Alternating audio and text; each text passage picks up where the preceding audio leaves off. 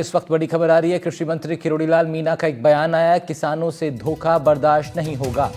नकली खाद बीज पेस्टिसाइड बेचने वाले जेल जाएंगे। किरोड़ीलाल मीणा ने सख्त और कड़े शब्दों में साफ बात कह दी है।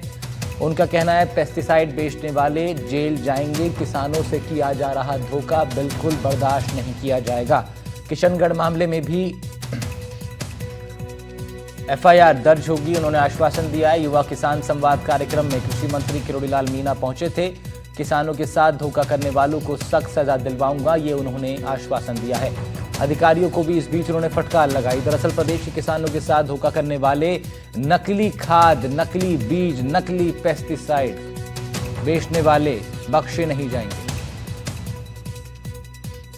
कृषि फसल बीमा योजना हो, कृषक साथी योजना हो और राजस्थान सरकार की जो योजना है वो हो, केंद्र की योजना हो, किसानों को किस किस मामले में सब्सिडी दी जा रही है, उस सब्सिडी लेने की प्रक्रिया क्या है, कैसे फ़ायदा उठाया जा सकता है, ऐसे केंद्र और राज्य की जो योजना है उनके बारे में 3 घंटे से डिस्कशन चल रहा है। लोग अपना सवाल जवाब भी कर रहे हैं, हम उसका उत्तर भी दे रहे हैं और ऐसे सवाल भी आ रहे हैं जिनका हमारे स्तर पर हम उसमें परिवर्तन कर सकते हैं। शाकिर अली हमारे सहयोगी कोटा से फोन लाइन पर हमारे साथ जुड़ रहे हैं, उनका रुख कर लेते हैं। शाकिर, किरोड़ीलाल मीणा ने आश्वस्त तो किया है तमाम कार्रवाइयों के लिए, क्या कुछ माहौल उनके इन बयानों के बाद नजर आया किसानों के बीच? जी देखिए, क्योंकि किरोड़ीलाल मीणा आज कोटा में हैं और कोटा में किसानों से संवाद कर रहे हैं।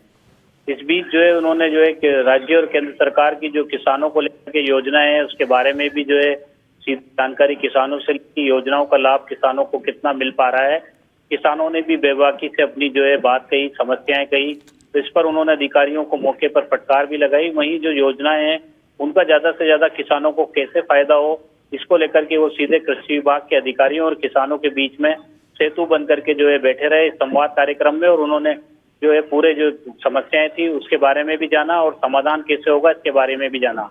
लेकिन इस बीच उन्होंने मीडिया से जब बात की तो उन्होंने बहुत सख्त लहजे में कहा है कि जो जिस तरह से नकली खाद को लेकर के उन्होंने जो कार्रवाइयां की है उनको बख्शा नहीं जाएगा। नकली खाद, नकली बीज, नकली पेस्टिसाइड यानी जो नकली है किसानों के लिए, उनको वो सजा दिलवा कर रहेंगे। उन्होंने कहा है कि किशनगढ़ में जिस तरह से उन्होंने जो कार्रवाई की है उसमें बाकायदा एफआईआर दर्ज होगी, उनके सैंपल ले लिए गए हैं, उनका टेस्ट करवाया जा रहा है और जो भी दोषी लोग होंगे उनको जेल की हवा खानी पड़ेगी। जो कारखाने जो चल रहे हैं नकली के उनको सीज किया जाएगा।